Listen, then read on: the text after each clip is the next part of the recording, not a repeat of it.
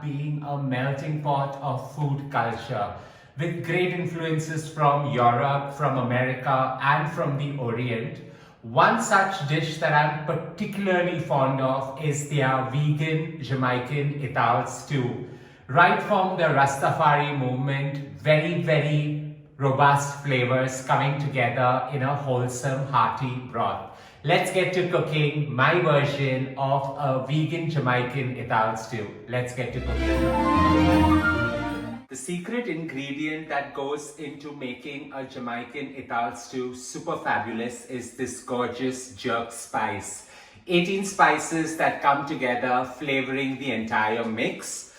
I usually make this and keep it. It stores really well for right up to 2 months in an airtight container. Starting off this Rastafari moment goes with creating this stew. So here we have it, about 2.5 tablespoons of extra virgin olive oil. While I'm using olive oil, you can always go ahead and use some coconut oil to enhance this very coconutty, hearty broth. In goes 6 cloves of garlic finely shredded, about 1.5-inch piece of ginger finely shredded, and allow it to saute and bloom into the entire oil. I want the flavors to get sharp, so I'm just going to allow the garlic and the ginger to get subtle specks of brown. And in goes about 4 chipotle peppers. So while I'm using chipotle peppers to bring about the heat, you can go ahead and use fresh whole green chilies and create the same result. Saute this. Into this goes about 2 finely chopped red onions. I'm just going to saute this for a minute to 1.5 minutes.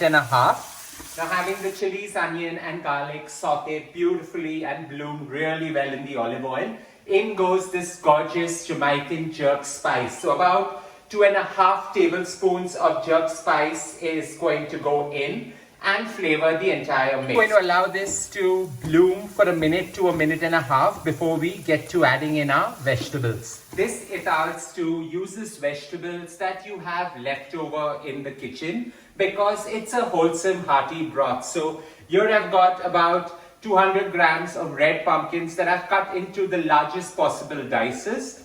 I've blanched them in some hot water because I want them to retain their color. So that goes in. Along with that, I'm using about 200 grams of sweet potatoes. Again, the largest possible dices go in, blanched as well, because this enables all the vegetables to retain their original color. About 100 grams of haricot beans going in,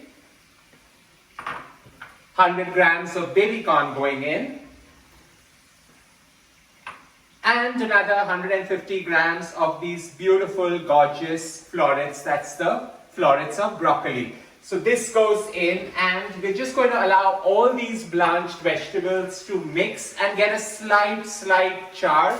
Allowing all these vegetables to saute and allow the jerk spice to permeate right through is what's going to actually flavor this entire broth. At times, I like to end the dish just over here and enjoy this wholesome single pot wonder. Just going to season this entire mix with some iodized salt.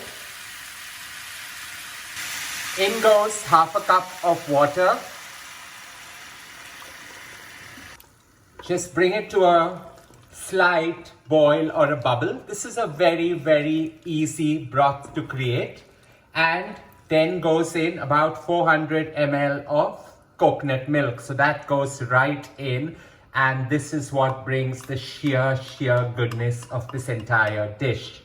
The trick to an effective Ital stew is ensure that you blanch or boil your vegetables in advance so that they retain their color and end up looking so pretty. So with this coming to a boil, all we need to do now is garnish it, and in goes about 2.5 tablespoons of finely chopped leaves of coriander, and it's time to switch off the flame. This Ital stew pairs really well with some couscous or just some wholesome steamed rice. I hope you enjoyed creating my version, quirky, simple and easy, of a very Rastafari Jamaican Ital stew. Don't forget to show some love by hitting on the like button and do subscribe to my channel.